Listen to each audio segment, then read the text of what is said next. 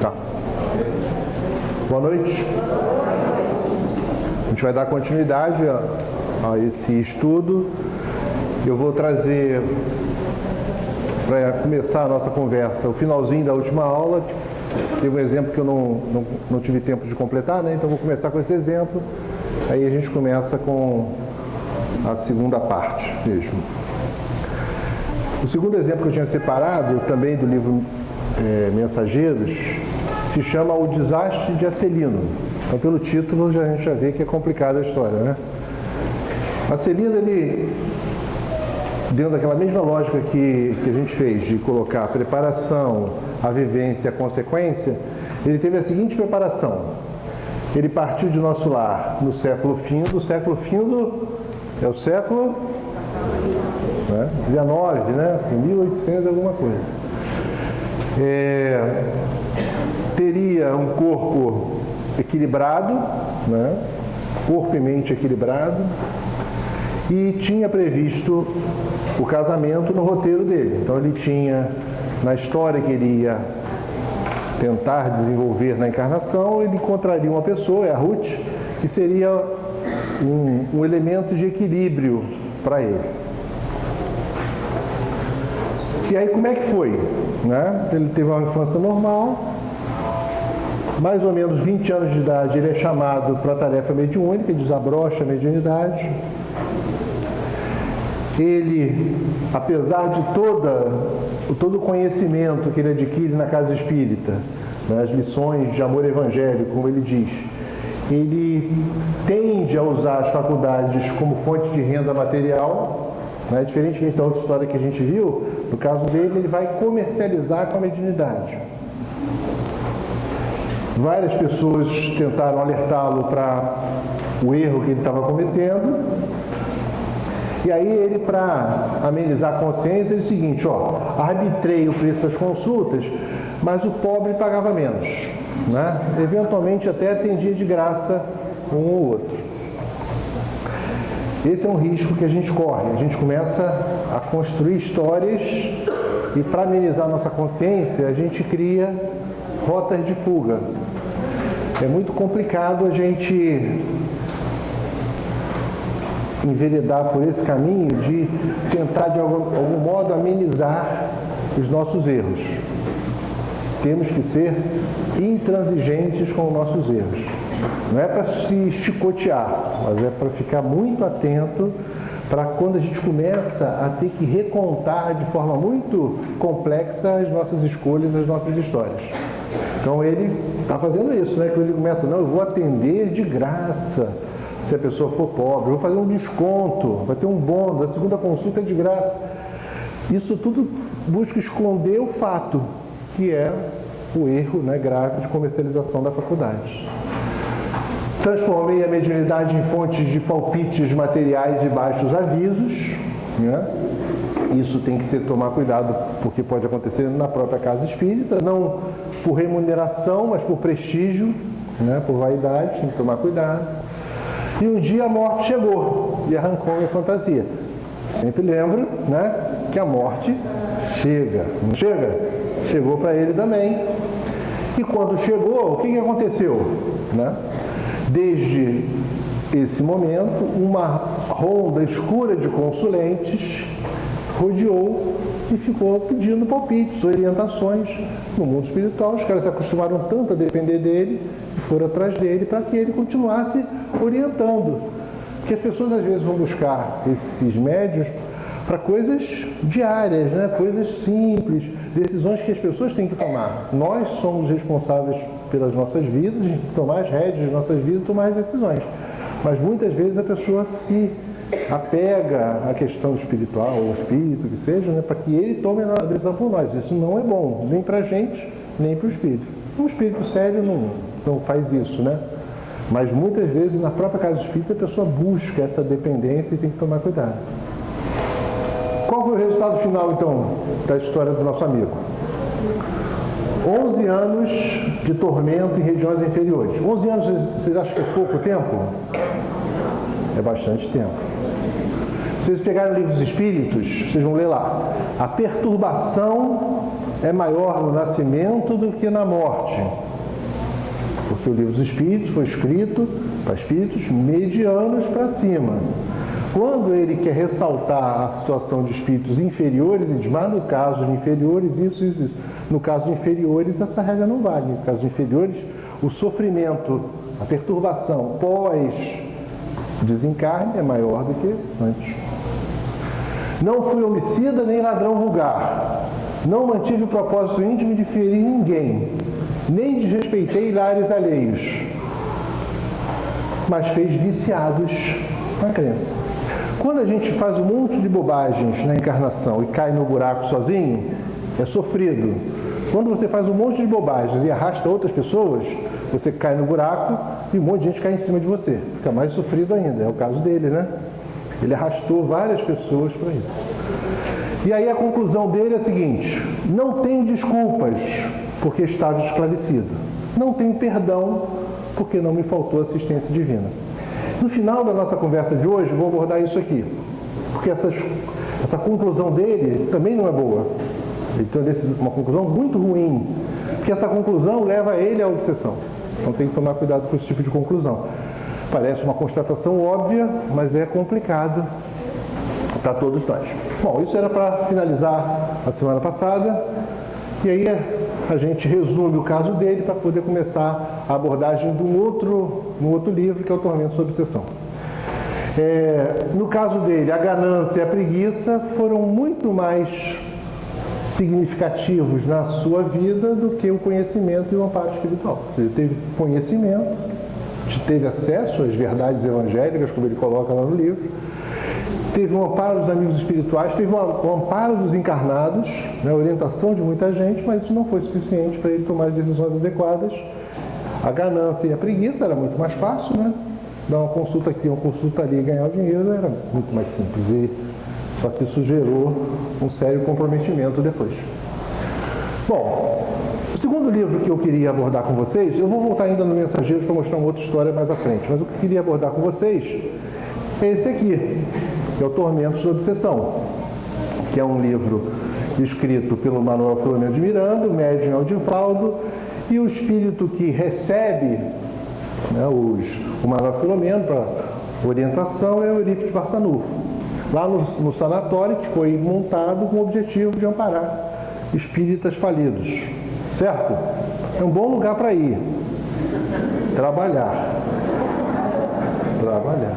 Muita gente faz estágio lá, tá? Mesmo encarnado, você pode fazer um estágio lá, desdobrado pelo sono, aprender coisas. É um instituto de estudos, de preparação de pessoas. A gente está precisando preparar muita gente para evitar que nós enveredemos por esses caminhos, né? A gente não pode cair nesses mesmos erros. Eu usei o Mensageiros para abrir o trabalho na semana passada, porque o Mensageiros é um livro escrito há mais de 50 anos. Então, o que a gente está lendo aí é coisa de 60, 70 anos atrás e a gente ainda repete os mesmos erros hoje.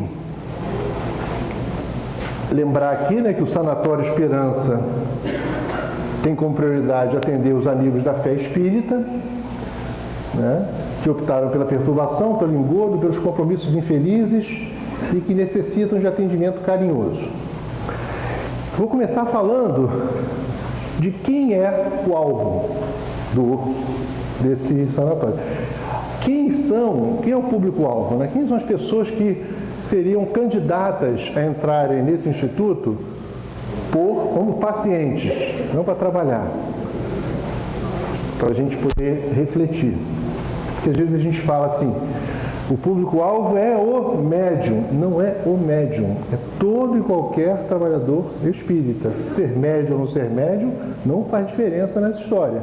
O médium ele tem alguns descaminhos que ele pode incorrer, outros, o doutrinador outros, não sei quem outros, e todos os mesmos também. Alguns são comuns a todos eles. Então vamos lá. Isso não sou eu que estou escrevendo não, tá? É isso ele que escreveu. Eu estou chamando de evangelizador de delinquente? Não. Então o que está lá é o Eurípides conversando com o Inácio Ferreira. Ele fala assim, quem é que está aqui? Aí ele está lá, ó, evangelizadores delinquentes. Por que ele aborda isso? Porque ele fala, né, e isso a gente abordou também na semana passada, ele fala uma coisa que é muito importante.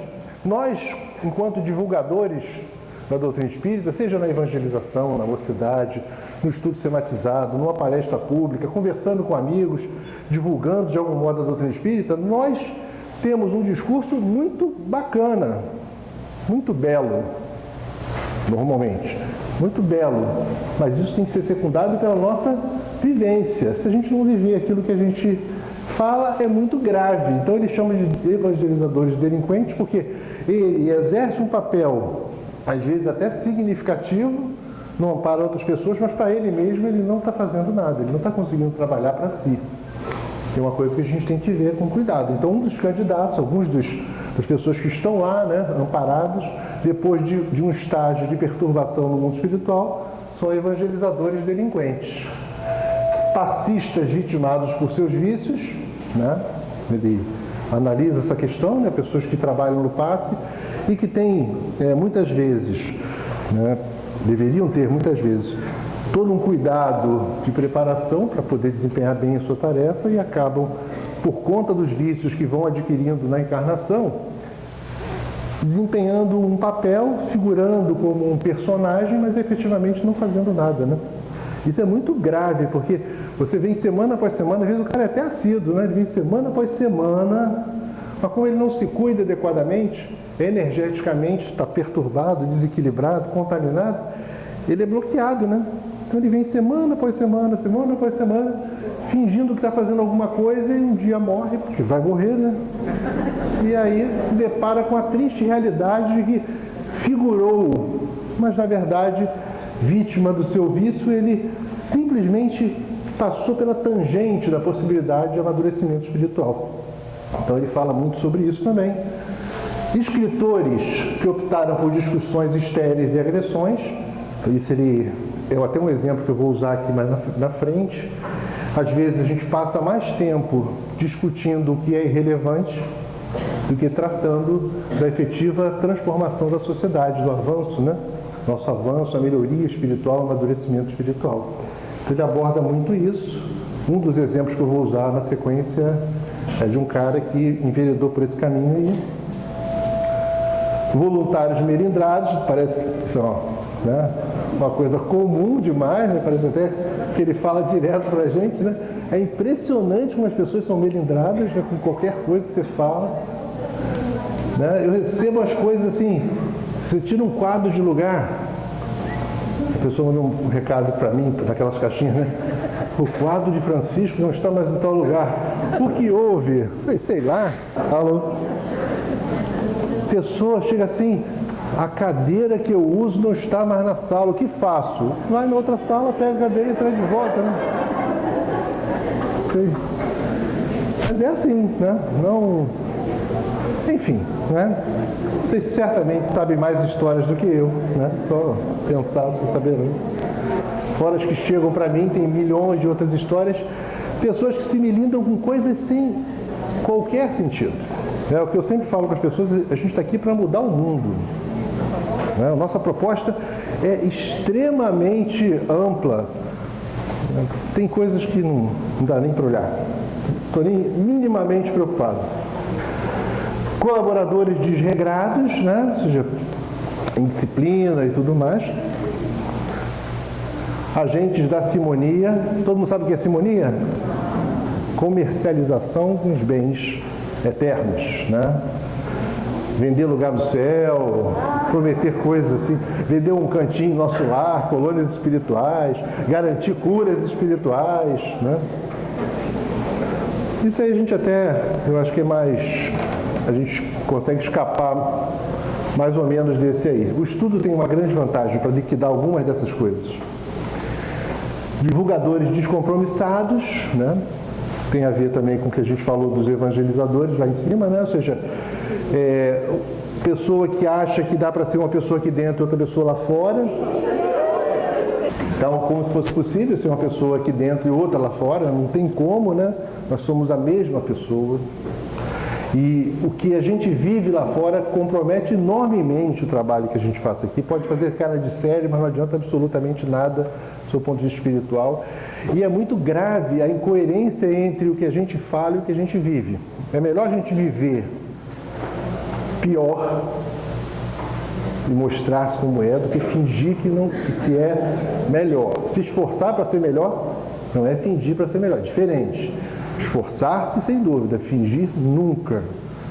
Porque fingir gera um grande problema, que é a gente começar a acreditar que é verdade, o que você ainda não é. Então você finge que é, não é, e aí você não se esforça para melhorar, porque você não identifica um problema. Quando a gente acha que não tem problema, a gente tem um grave problema. Porque, garanto a vocês, espero que ninguém fique deprimido, a gente está aqui porque tem coisas para resolver. Todos nós. Nenhum de nós aqui é um espírito esquecido, espírito evoluído, puro esquecido aqui. Não somos. Somos todos espíritos mais ou menos comprometidos, né, com uma história a ser resolvida. E médios e doutrinadores levianos. Quando a gente pensa em espírita falido, a gente pensa normalmente em médios e doutrinadores levianos, mas vale para todo mundo, tá? Qualquer pessoa que está envolvida no trabalho no caso espírita corre esses riscos. Por que eu estou falando desses riscos para quem trabalha na casa espírita? Porque o nosso foco são os espíritas. Vale para qualquer pessoa, né? Mas para nós vale. A pessoa fala assim, por que você quer que as pessoas estudem para trabalhar na cozinha descascando batata? Porque eu não quero ninguém para descascar batata. Não estou preocupado com a batata, embora eu goste de batata, né? Estou preocupado com o processo de transformação. Isso é uma casa espírita. Então qualquer pessoa, para fazer qualquer coisa aqui, tem que ter, na verdade, como fundamento, o estudo da doutrina espírita. Senão transforma isso aqui numa ONG, vai ser uma ONG, de cada um faz o que quiser. Não é, isso é uma casa espírita que faz um monte de coisa. Qualquer outra coisa pode parar, menos o estudo da doutrina espírita. Então todo mundo tem que estudar. Bom, o que eles orientam lá? Como é que funciona esse processo de queda? Né? Todo mundo ali é candidato, certo? Como é que funciona? Todos nós trazemos tendências de outras encarnações. Ele diz, as frases dele são muito mais bonitas que as minhas, né? Ele chama de reflexo dos compromissos vividos. Bacana, né? Então a sua história vai refletir no presente. Você renasce para poder, no presente, corrigir esses desvios, esses desequilíbrios que você traz de outras encarnações. Certamente todos nós prometemos um monte de coisa, né? Dizíamos que vamos fazer isso, e um dia reencarna e aí vai ter que realmente mostrar que aquela promessa não é algo vão, é simples, é algo realmente que você está disposto a fazer. Mas você traz essas tendências, né? Elas estão vivas em você. Então reencarno com um propósito de superá-las, mas elas estão em mim. O que acontece nós espíritas? Naturalmente você vai relaxando quando a coisa fica mais ou menos tranquila, né? E você busca condutas mais agradáveis para você, mais de acordo com as suas tendências, com as suas características, né? Porque isso aí não exige esforço, é natural para você. Então, se você é um cara fofoqueiro, você naturalmente se aproxima de outros fofoqueiros porque você se sente bem ali.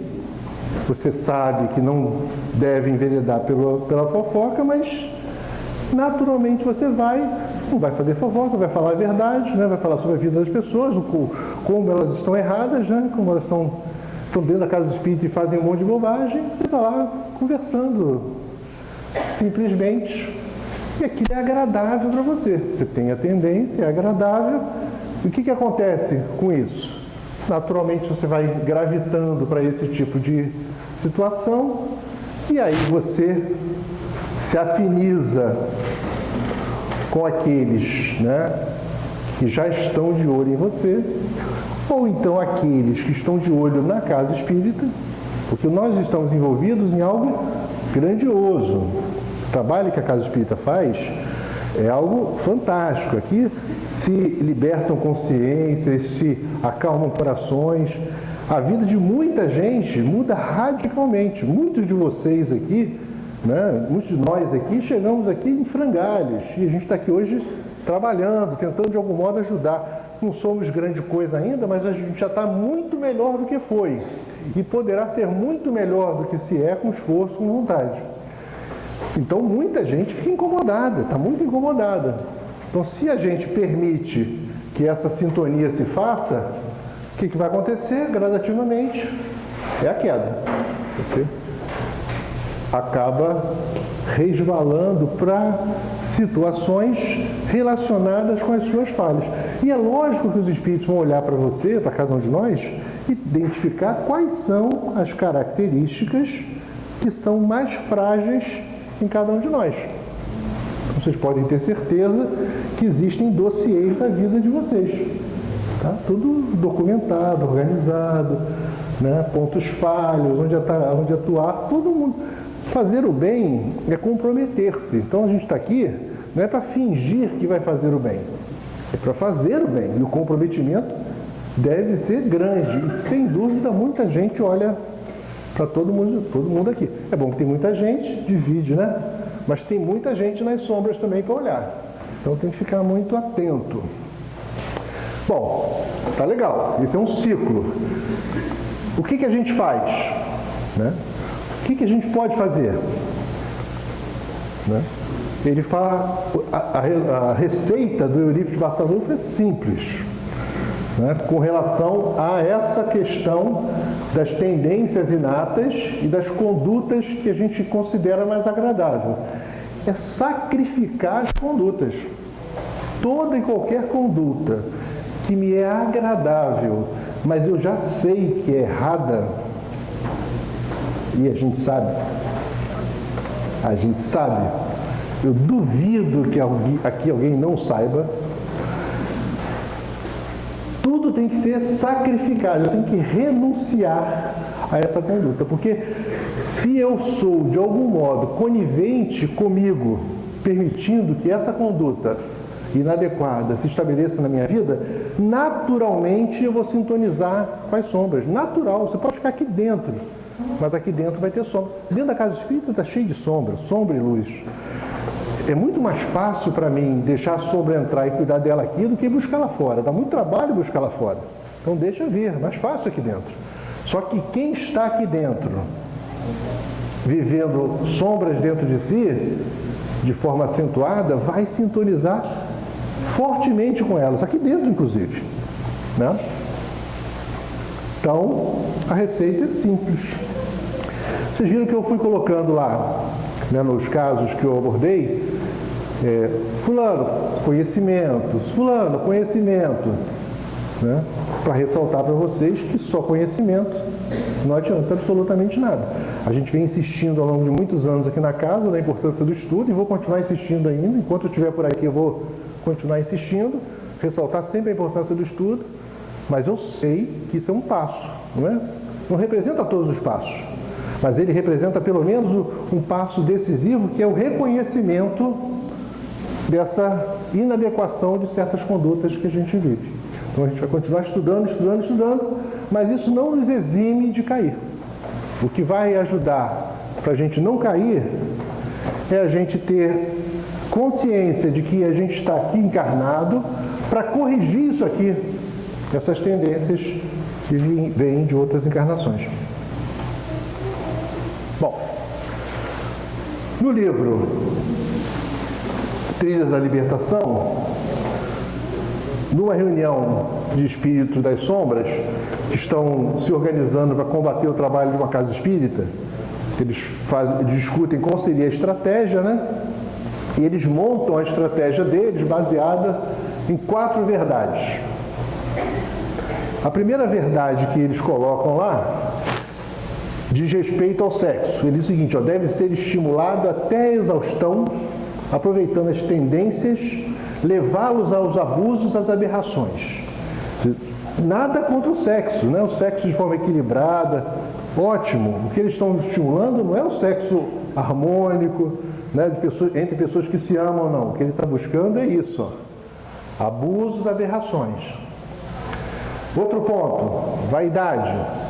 Fomentar o campeonato da presunção nas modernas escolas do espiritualismo, ensejando a fascinação.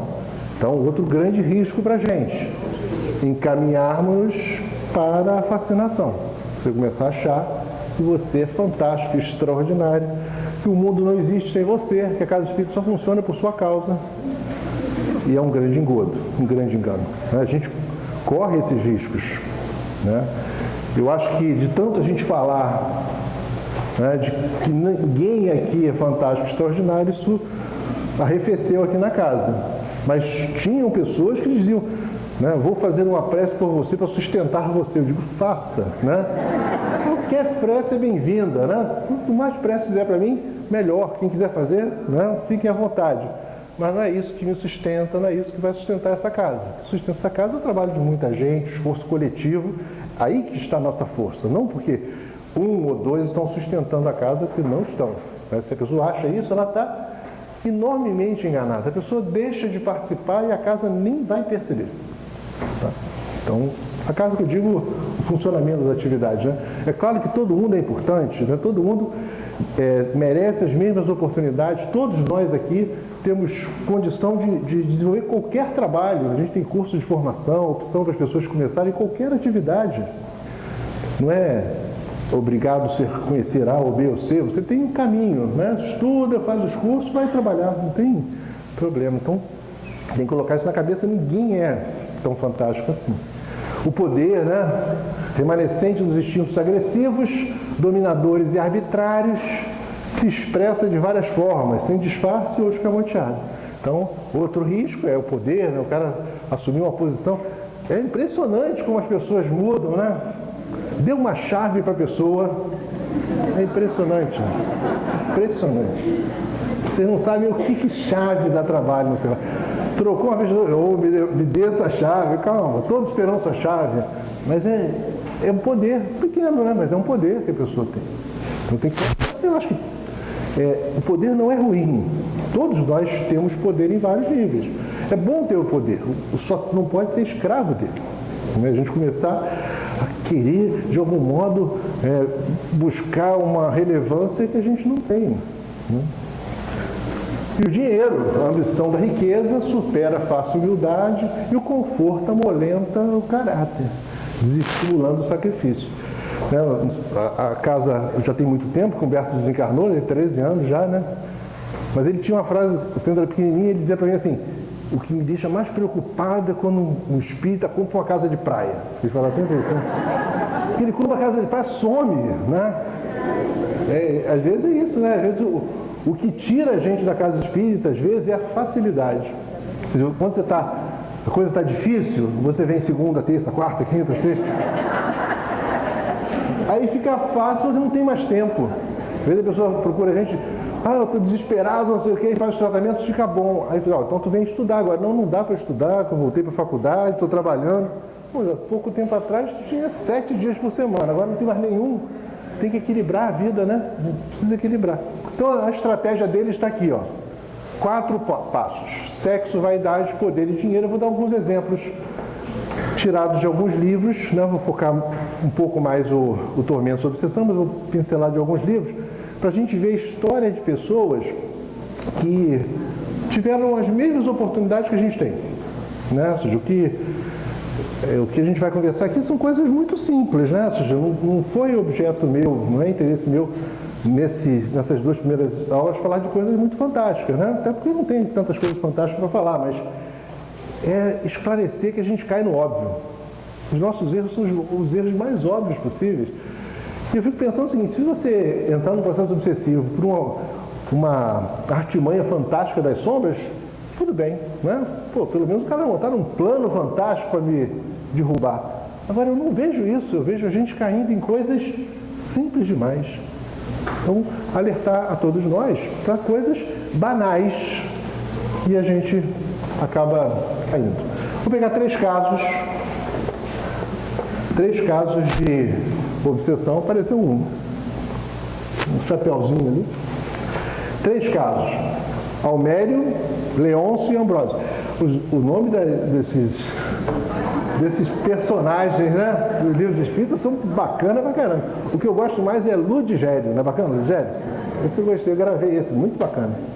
Então, são os 3 personagens, não vai dar para associar nenhum encarnado, né? O Leôncio até que não é tanto, mas Almério é mais difícil. E aí vamos ler um pouquinho das histórias deles, né? Para a gente poder raciocinar juntos aqui.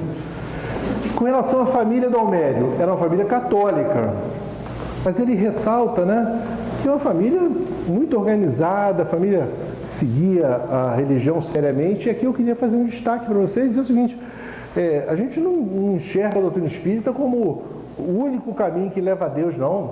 Qualquer caminho sério que estimule as pessoas a serem boas, a ajudar o mundo, ótimo, né? O nosso não é melhor do que o de ninguém. É o melhor para mim, né? Por que é melhor para mim? Porque essa doutrina ela explica uma série de dúvidas que me deixavam extremamente confuso. Então eu preciso dessas explicações. Tem gente que prefere outras explicações, de maneira ser bom por aceitação de algumas coisas, então, ótimo, né? Sejam bons, qualquer caminho que seja. E ele viveu isso na infância, uma família católica, muito séria, né? Muito envolvida no esforço do bem. Logo cedo ele sente despertar a mediunidade, ele vê espíritos, né? Brinca com os amiguinhos invisíveis dele, ele tem um monte de histórias acerca dessa questão, já um prenúncio do planejamento dele de num determinado momento, né, utilizar essa mediunidade no bem. Quando os fenômenos começam a ficar mais comuns, né, família católica, mas os fenômenos estão acontecendo, tem sempre alguém que fala, o vizinho falou, não, isso aí, ele não está louco não, isso é coisa de espiritismo, aquele negócio de espiritismo. Vai numa casa espírita, ele foi lá, fez um tratamento espiritual, se engajou na mocidade, ficou lá mais ou menos, né, equilibrado, mas à medida que a idade foi chegando, né, no final da adolescência, aquilo ficou muito mais conturbado, né, ele busca médicos, o médico diz que é epilepsia, né, que é uma das coisas que acontece, a pessoa às vezes vai buscar um atendimento médico, uma pessoa que não conhece a mediunidade, esses processos espirituais, ele corre risco de enveredar por uns caminhos tortuosos, aí, de remédios controlados. Às vezes a coisa é simples e fica complicada. Ele fica meio que lá, meio que cá, na casa espírita, não se engaja efetivamente, e aí começam as fragilidades dele, né? Ou seja, ele é estimulado fortemente para a questão de excessos sexuais. Depois ele vai explicar por quê, né? Na verdade, ele reencarna perseguido por uma pessoa, uma moça, e ele, na encarnação precedente, gerou um monte de situações complicadas, de desequilíbrio para ela, né? Envolvido em questões de esse negócio de prostituição, uma confusão danada, uma história complicada, e ela não o perdoa e vai atrás dele na encarnação. Então, por isso que ela estimula ele nessa área da questão do sexo, que já é um ponto de frágil dele, né? Seguindo a orientação lá dos gênios das sombras, né? Do sexo desregrado como um grande risco, e é o que ela tenta fazer. Quando ele, mais no final da adolescência, já termina a faculdade, começa a trabalhar, ele conhece uma pessoa, casa com essa moça, e aí a vida dele é serena, porque ele abandona o excesso do sexo, e aí ele começa a se aproximar de novo da casa espírita, né? Começa a educar a mediunidade dele, começa a trabalhar a mediunidade, equilíbrio no lar, arruma um emprego, ele organiza a vida dele, e aí o que acontece? Ele começa a ter uma série de sonhos eróticos, porque no desdobramento pelo sono, a moça arrastava ele para um monte de lugares complicados, e ele foi. Por que ele foi? Porque ele gosta disso. Então, um ponto importante para a gente pensar, a gente precisa olhar para dentro da gente e saber o que a gente gosta. E o que a gente gosta que não é bom para a gente. E aí ele começou nesse desequilíbrio todo, né, enveredou pelo caminho da impotência sexual. Isso para ele foi terrível, Durante o sono ele ia para os desregramentos e acordado ele não conseguia nada, caminha para a depressão e ele acaba ingerindo uma série de medicamentos, entra no estado de coma e desencarna como suicida, né? Um cara que viveu dentro da casa espírita, indo e voltando, como muitas vezes a gente faz, né? A gente entra e sai, e não pode. Eu acho que para aquele que não está disposto a realmente tentar melhorar, é até pior ficar nesse vai e vem dentro da casa espírita. Porque o jogo é um jogo muito pesado. A gente está mexendo com forças muito poderosas. Então não dá para fingir que se quer. Ou a gente quer e tenta e está disposto a jogar, ou a gente melhor ficar em jogos menos complexos. Porque o nosso jogo é muito sério. Eu exercitar a mediunidade, abrir o campo mediúnico cada vez mais, me relacionar com forças das sombras, aparentar ser o que eu não sou, me deixa extremamente frágil. É muito perigoso esse caminho. É lógico que o ideal é jogar, é tentar ser melhor, é se esforçar para ser melhor, eventualmente até cair, né? Mas tentar. Esse é um exemplo. Outro exemplo é do Leôncio. O Leôncio é católico também, de formação, mas ele começa a estudar muito, e cai nas mãos dele um monte de livros, inclusive da doutrina espírita. Ele começa a se interessar. Peguei um exemplo de um que não é médium, né? Para os médiums não ficarem chateados comigo, só falar de médium, né? Não. Ele é um divulgador da doutrina espírita, então ele começa a estudar muito, escrever muito, escreve para muitos jornais, até eles alertam no livro, né? Não é para ninguém ficar pesquisando a vida dos outros, mas só para seguir o alerta, né? Ele diz o seguinte: até hoje, livros que ele escreveu sobre a doutrina espírita são usados nas casas espíritas. E o cara passou por situações complicadíssimas no mundo espiritual. E aí o Eurípides fala o seguinte: uma coisa é a sua obra, outra coisa é você. Às vezes você faz uma obra bacana, mas você como pessoa falha, né? Você acaba em quedas profundas. Ele é um divulgador, né? Na juventude estuda muito a doutrina espírita, começa a achar que sabe pra caramba. Isso é um risco, né? Você começa a achar que sabe muito. Presunçoso, começa a escrever e combater um, combater outro, fulano está errado, não sei quem está errado. Se preocupa muito mais em apontar os erros. Às vezes a gente vê mais gente preocupada em dividir essa bela doutrina que a gente tem do que em unir. Então ele é um cara que segue esse caminho. Então isso é complicadíssimo, ele vai se isolando, né? Até uma constatação interessante que ele faz no final do livro, ele diz assim, no final da passagem dele, né? Ele fala assim: no final das contas, eu criei tantos inimigos, tantos desafetos, que eu me vi sozinho. Então é uma coisa para a gente pensar, né? Esse negócio de eu sei a verdade, eu não sei, e na verdade fico sozinho, né? E se existe algo complicado do ponto de vista espiritual, é você se constatar sozinho. Porque nenhum de nós vai estar sozinho certo, porque nós não somos fantásticos. Se a gente fosse fantástico, podia estar sozinho certo. Mas se você está sozinho, pode ter certeza que o caminho escolhido não foi bom. Então volte logo. E aí ele vai ficando sozinho, tem uma família equilibrada, né? Uma família bacana, filhos legais, a esposa junto dele, só que ele é um cara que conhece muito, é muito chamado para fazer palestras, estudos. Ele vai em várias casas espíritas. Numa determinada casa espírita, calma, nada foi perdido. Numa determinada casa espírita, esse negócio é um perigo. Ele conhece uma moça, uma jovem médium. Não acontece nada, conhece a jovem médium lá, mas ele fica empolgado com o grupo, um grupo pequeno, um grupo espírita pequeno, se oferece para dar curso de passe, não sei o quê, ele passa a ser o bambambam da casa espírita, fala pra caramba, fala bem, provavelmente, né?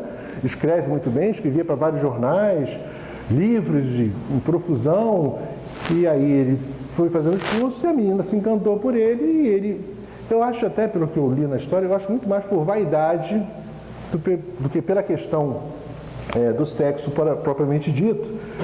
ele acaba enveredando pelo caminho do adultério e depois a coisa vem à tona. Porque outra coisa que a gente tem que aprender na casa espírita, tudo transpira, tudo se sabe, tudo se... Em qualquer agrupamento humano é assim, né? Qualquer agrupamento humano, quem acha está escondido, nada está escondido, né? As coisas todas, mais cedo ou mais tarde, vêm à tona. E vem à tona e isso para ele é fatal, porque um cara vaidoso, né? Um cara, de repente, questionado, convidado pelo dirigente da casa a se afastar um pouco, dá um tempo, não fica mais por aqui por um tempo. Isso foi complicado, chegou na família dele, o lar desmoronou, né? Ele passa a viver com a moça, desencarna alguns anos depois, e um dia ele sabe da morte da esposa, e aí é o golpe final para ele, ele entra envereda pelo alcoolismo e aí acaba desencarnando em condições muito complicadas. Esse relato que ele começa a fazer é feito 15 anos depois do desencarne dele, e ele está mal, tá? Só para a gente ter uma ideia. O Ambrósio já nasceu em lar espírita. A mediunidade desabrochou desde o início e ele, dentro da casa espírita, né, teve todo o apoio, a sustentação, o conhecimento, a família espírita, tudo de acordo. Tinha, né, na classificação lá uma mediunidade impressionante, na colocação que eles fazem, a descrição lá da mediunidade dele, um monte de capacidades que ele mostrava. E aí começa a ser adulado pelas pessoas, né? Você é fantástico, você é isso, você é aquilo, vamos lá para casa para você, né, incorporar o mentor, conversar comigo, e aí começa, né? Começa a endeusar o garoto, e o garoto começa a ter um comportamento exótico, começa a ser tratado como um semideus, né? Isso é um risco, né? A gente começar a achar que o médium é alguém especial, não é alguém como nós, né? O salário dele, né, é igual ao nosso, né? Ou seja, só fazer um bom trabalho será bem remunerado, mau trabalho vai tomar pancada também. Não é uma pessoa, né, que foi criada excepcional, não é uma pessoa que tem seus comprometimentos, ele tinha, e aquele estímulo à vaidade foi muito grande. Ele começou a enveredar por aventuras muito levianas, e quando você faz isso, o que acontece com a sua mediunidade? Você pode até manter a mediunidade, mas os bons amigos espirituais vão embora. Aí aparece alguém, né? Se você é um canal aberto, se os bons se afastam, quem toma posse? A melhor coisa que pode acontecer é a suspensão da mediunidade. Mas quando ela acontece, o risco é a mistificação. E quando ela não acontece, o risco é a fascinação. Então, o mau uso da mediunidade só leva para caminhos complicados, porque se por misericórdia divina ela é suspensa e você não se contenta com isso, você começa a fingir. Um risco. E se ela não é suspensa, você passa a contar com uma assistência espiritual extremamente perniciosa, né? Passa a contar com uma série de pseudo-sábios à sua volta e você começa a achar, né, que determinadas coisas são verdadeiras e por aí vai. E esse camarada, numa determinada ocasião, numa festa lá, teve uma isquemia, ficou umas 2 ou 3 semanas em estado muito complicado no hospital e morreu, né? Acontece com todo mundo. Ele é então, né, mais um exemplo de como as nossas falhas, ou aqueles sentimentos inatos, aquelas situações que a gente traz de outras encarnações, são os pontos de ruptura, que se a gente não tomar cuidado, levam a gente à queda. Um outro exemplo do Mensageiros, né, eu vou passar rápido para a gente poder chegar numa outra história que já são 7h30. É um doutrinador, né, que eu vou botar para dividir aqui entre médios e doutrinadores. Um doutrinador, o objetivo dele, ele se prepara durante décadas no mundo espiritual para ser um trabalhador de divulgação do Evangelho, e ele fala, ó, o objetivo dele é doutrinar com exemplo e com a palavra. Então era para ser um doutrinador no amplo sentido, não é o doutrinador que fala, é o doutrinador que exemplifica. Esse é mais difícil, né? O doutrinador que fala é mais fácil. Ele veio para as duas coisas. Então ele tinha tarefas para resgate pessoal, todos nós temos. Nenhum de nós aqui reencarnou com missão para ajudar os outros e nenhuma coisa para resolver internamente. Então, todos nós temos questões pessoais a resgatar e ele veio com o objetivo de retirar a pessoas vivas e mortas. Desde criança, os pais, né, o orientaram dentro do espiritismo, virou presidente de uma casa espírita grande, fiquei até preocupado com esse negócio aqui, né? Foi complicado. Tinha como objetivo atividades nobres e construtivas, mas começou a ficar cheio de exigências com relação à vaidade, né? Com relação à posição de comando. Contava com um grupo de médios muito dedicado, ele fala em 8, aí eu pensei aqui tem 150, me fiquei preocupado mais ainda, né? Se 8 caras ficou assustado, 150.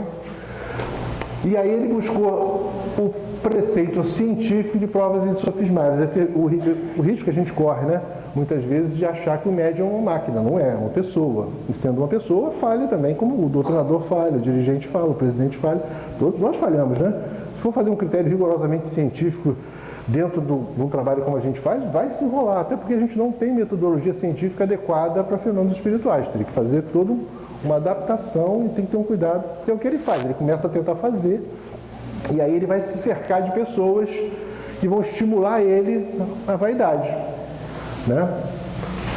E aí ele vai, esbarra em um monte de dificuldade no exercício das reuniões mediúnicas, acaba enveredando para a dúvida, que é um risco grande, né? Ou seja, as sombras elas vão olhar para nós e vão tentar atuar nos nossos pontos frágeis.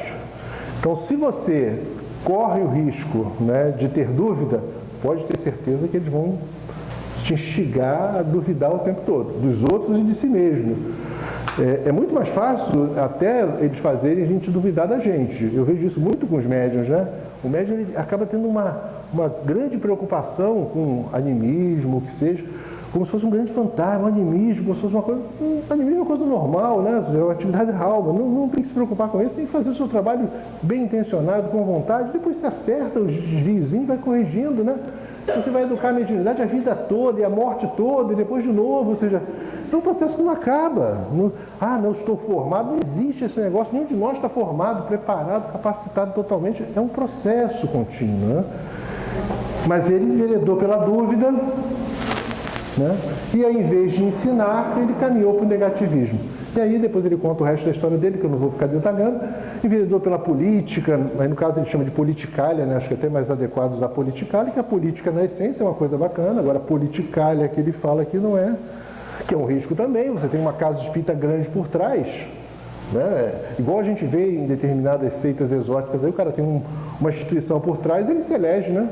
Então é um risco, né? A pessoa começar a misturar religião com político, complicado isso. E ele enveredou por esse caminho, e a conclusão dele foi a seguinte, ó: não escapei à rede das tentações, e aí ele fala, essa frase que eu separei, que eu achei muito bacana, diz o seguinte: acabei meus dias com uma bela situação financeira no mundo e um corpo crivado de enfermidade, com um palácio confortável de pedras e um deserto no coração.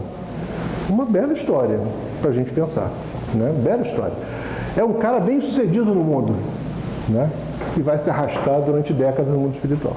Então, esse bem sucedido no mundo tem que tomar muito cuidado. O que é bem sucedido, né? É melhor ser anônimo, às vezes. Vamos lá, tentar organizar um pouco esses mecanismos de sintonia da gente. Uma brincadeira só para a gente pensar aqui, para a gente refletir.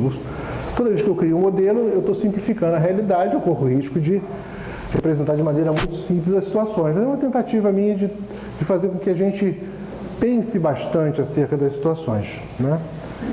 Eu vou admitir de maneira simplista que um erro nosso... Lembra aquela sintonia que a gente fez lá atrás? Eu tenho a ideia, aquela tendência passada, aceitei viver aquela tendência, sintonizei com espíritos perturbados, caí. Então, caí. Tem um errinho na minha conta. Notei na minha conta corrente espiritual. Errei, pá. Então, naturalmente, no meu saldo espiritual, tasquei um menos lá. Como é que eu vou lidar com esse menos aí? Eu vou dividir aqui em dois caminhos possíveis para nós espíritas. Primeiro caminho, eu vou enveredar por remorso. Eu vou dizer, eu sou um verme rastejante. Eu não valho nada, né? Não tenho condição alguma de desempenhar trabalho na casa espírita ou depois de morto, né? Lá do lado de lá. Não sou capaz de merecedor de nada. Lembra a frase lá, a primeira frase, o primeiro caso que eu mostrei lá, o cara falando, eu não tenho direito a nada, eu não tenho realmente, eu não tenho mais jeito para o meu caso, né?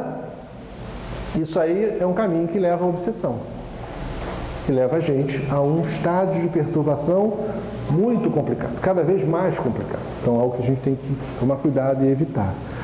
Não estou dizendo que você tem a dívida e diz, opa, tem a dívida, legal, deixa eu falar. Não é assim, né? Não adianta.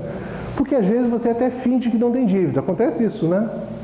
Só que o tempo passa e a dívida é igual uma bomba de efeito retardado. Uma hora ela estoura. Ela fica lá, né, em você. E aí ela estoura. Ela estoura quando você enfraquece. Às vezes a pessoa passa a vida inteira e ela estoura no final da encarnação, quando ela está mais frágil, ou quando alguma coisa acontece na encarnação. Ou às vezes ela fica a vida inteira e você morre, aí ela explode. Mas está lá em você. Então o remorso, para mim, leva a obsessão e é uma sintonia com as sombras. Não é para a gente buscar esse caminho. Não adianta eu pegar um chicote e bater nas minhas costas. Eu sou um verme e tenho que sofrer. Eu vou sentar no meio-fio, vou chorar, e vou chorar e vou continuar chorando, que não vai resolver absolutamente nada. A dívida tem que caminhar para um reconhecimento. Eu tenho que reconhecer a minha dívida, eu tenho que reparar. A proposta espírita é a proposta do suor, não é a proposta da lágrima. Então, quando a gente analisa a situação, é a luz, né? Quando a gente analisa a nossa situação, o estágio que a gente se encontra, eu diria para todos nós, para mim também, né?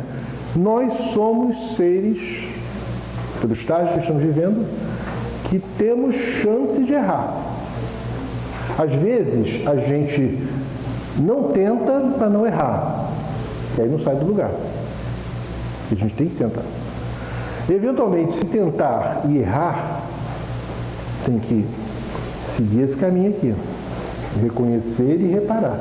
Eu tenho que estar continuamente trabalhando aqui para poder conseguir escapar da armadilha de ceder às sombras. O conhecimento espírita, para mim, atua em dois campos. Atua para evitar o erro, é o ideal, né? O ideal é a gente conseguir atuar antes do erro, é amadurecer a cada um de nós. De modo que ao analisar as opções, ao escolher os caminhos possíveis e ousar com a maior chance de acertar, tentar acertar, ou então aqui, evitando que a gente caminhe para cá e tentar reparar o mais rápido possível. A encarnação ela é de reparação, né? Seja por contas passadas ou por contas de hoje. Eu entendo que boa parte dos nossos problemas não são do ontem, elas são do hoje. Elas estão sendo experimentadas agora. E eu não tenho que esperar morrer ou esperar outra encarnação para reparar. Eu tenho que reparar agora. Quanto antes eu reparar, melhor. Se eu conseguir atuar antes do erro, melhor ainda. Esse é o sentido que a gente tem que dar à nossa vida, né? A gente tem que conseguir fazer com que cada passo que a gente dê esteja sempre tentando levar a gente para cá, para reconhecer e reparar. E logo, porque essas histórias que a gente está vendo são histórias de pessoas que caíram e ficaram caídas. Foram caídas a encarnação, o restante de encarnação, ou seja, poucos meses ou muitos anos, elas ficaram caídas. E a gente não pode caminhar assim, não pode jogar fora uma encarnação inteira, às vezes joga metade, 3/4, né? Mas jogar inteira. Tem um monte de histórias, né, que a gente podia destacar, né? A gente tem uma tendência a justificar muito e caminhar para cá. A gente justifica. Quando a gente fala de reconhecer, não é se submeter e chorar, é você entender e dinamizar a sua vida. Não é justificar. O erro que eu acho que a gente cai muito é achar que eu reparo justificando. Reparar é reconstruir. Mas é muito comum a gente ouvir coisas assim, ó. Por que você não veio no trabalho? As frases tiradas do Mensageiros. A moça abandonou o trabalho na casa espírita porque ela dizia que os laços de família eram muito fortes. Eu não conseguia ir à casa espírita. O meu marido era muito ciumento. Como é que eu podia trabalhar como médium e tê-lo em casa? Né? E tinham 300 milhões de frases que eu não tirei, né? Eu até tirei, mas não incluí aqui no slide, de justificativas. E a gente corre esse risco, né, de passar a encarnação inteira justificando. E pode justificar qualquer coisa. Né? Às vezes a pessoa falava bem, se a pessoa justificar a falta, conta, eu falei, conta como educação, mas ela não veio, né? Não veio. A diferença entre a pessoa que falta e a que veio é que veio, superou todas as dificuldades e chegou aqui. Que não é fácil para a gente vir. Né? Não é fácil para mim vir. Vocês acham que é fácil? Não é fácil. Duvido que seja fácil para vocês. É trabalhoso, né? É complicado pra caramba. Tem um monte de dificuldade, um monte de coisa fica por fazer. Né? O tempo da gente é curto demais. Né? Tem coisas que ficam lá em casa semanas, 10 minutos você faz. Eu não tenho 10 minutos, né, para fazer. Eu tenho que esperar 1 hora para fazer, porque tem um compromisso e eu vou fazer esse compromisso. Eu vou viver esse compromisso, como eu sei que boa parte de vocês, né, a maior parte aqui faz. A falta justificada é uma educação. Eu fui educado, faltei e avisei. O que faltou é que cedeu, não conseguiu superar e nem foi educado, né? Nem avisou que não. Mas é porque é difícil, é lógico que é difícil. A proposta nossa é difícil, é tirar a gente de um ritmo de vida cômodo. E aí está a falha, né? Quando a gente acha que dá para evoluir de maneira cômoda, tranquila, fácil. As coisas vão cair no nosso colo. Não vão cair. Opa! Para terminar a nossa conversa de hoje, vou ler uma frase do Inácio Ferreira, no livro Tormentos da Obsessão, no capítulo 2, dirigindo essa frase para todos os que estão vivendo situações complicadas, como a gente tem que ajudar essas pessoas, sejam encarnadas ou no mundo espiritual, esperando que nós não passemos por isso, que nós tenhamos realmente condição de superar as nossas dificuldades e conseguir caminhar. Ele fala o seguinte, para a gente que está diante de alguém que precisa de ajuda. O amor e a paciência assumem primazia em todos os processos socorristas, procurando amenizar a angústia e o desespero daqueles que se enganaram a si mesmos e sofrem as lamentáveis consequências. A gente precisa ter muita paciência com os outros e também paciência com a gente. Mas não é indolência com a gente, né? É paciência, porque eventualmente a gente irrita a gente mesmo, né? Com a repetição dos nossos erros, mas a vontade firme de caminhar. Precisa ser realmente uma bandeira que a gente tem que estar achando o tempo todo. A gente tem que estar atento para o fato de que não há como avançar sem um esforço firme, sem uma vontade férrea de realmente superar as dificuldades. A proposta espírita não é para almas frágeis. Então, o que eu estou dividindo com vocês aqui não é nenhuma grande novidade para nenhum de vocês. É a certeza de que o caminho que a gente escolheu é um belo caminho. A doutrina que a gente abraçou é uma bela doutrina. Mas ela não é uma doutrina que coloca a mão na nossa cabeça e diz, tadinho, coitado, vamos dar um jeito para ajudar esse cara. É a doutrina que fala, levanta, meu amigo, arregaça as mangas e trabalhe. Faça a sua parte. Pare de reclamar dos outros. Só achar que os outros têm que fazer, as outras pessoas têm que fazer. E faça você. Desempenhe o seu papel, o seu trabalho, porque não há como você se tornar uma pessoa melhor esperando que os outros façam isso por você. Você precisa fazer o seu papel. Cada um de nós precisa fazer o seu papel para realmente conseguir atingir esse estágio de maturidade que está associado às grandes almas. Nós somos candidatos ao bem. Mas para nos tornarmos bons, temos um caminho pela frente. E esse caminho exige esforço, dedicação, sacrifício e, como diz nosso amigo Eurípides, renúncia. Certo? Então, até a próxima semana. Obrigado.